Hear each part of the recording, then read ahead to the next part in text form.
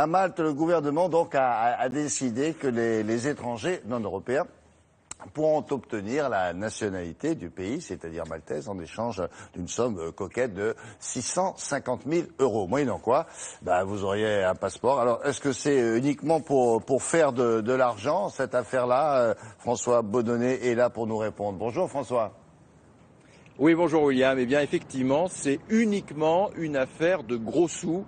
Le gouvernement maltais ne s'en cache pas. En vendant 650 000 € son passeport, le passeport maltais, eh bien, il espère tout simplement faire rentrer de l'argent dans les caisses. Alors, c'est vrai que Malte est un tout petit pays. C'est l'un des plus petits États européens. Ce sont quelques îles au milieu de la Méditerranée. Et c'est un pays qui a assez peu de ressources naturelles.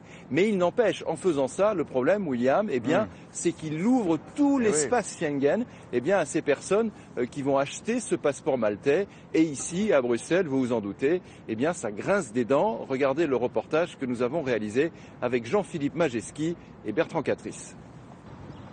C'est une île paradisiaque du sud de l'Europe. Malte, ses eaux turquoises, ses criques, ses palmiers et son passeport à 650 000 €. C'est le prix à débourser pour acquérir la nationalité maltaise et la citoyenneté européenne qui va avec.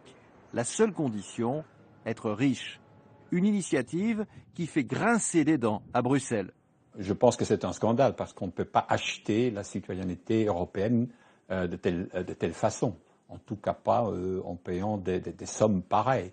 Ça me paraît plutôt un système qui peut être bénéfique pour des gens qui ont peut-être des comportements plutôt criminels. En clair, Bruxelles a peur des réseaux mafieux. Ils pourraient s'installer et circuler librement dans tout l'espace Schengen. Le Parlement européen a bien tenté la semaine dernière de contrer cette décision. Peine perdue, pour la délivrance de la nationalité, ce sont les États qui décident. Lorsque quelqu'un devient citoyen maltais, cette personne peut voyager et s'installer partout à travers l'Europe. La décision de Malte a donc une influence sur tous les autres pays.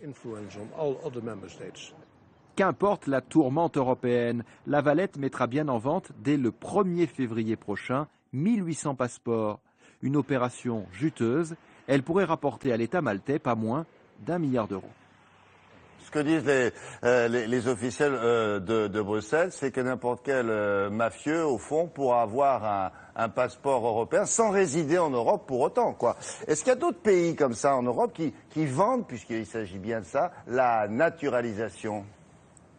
Alors, c'est Malte, en fait, qui va le plus loin, mais partout en Europe, je dirais, il y a des tentations. Ce qu'il faut savoir, William, c'est qu'il existe une compétition, une concurrence entre les États européens, parce qu'ils veulent tous, évidemment, attirer les plus riches étrangers. Alors, dans certains cas, eh bien, c'est le visa qu'on vend. C'est pas la naturalisation, mais c'est le visa.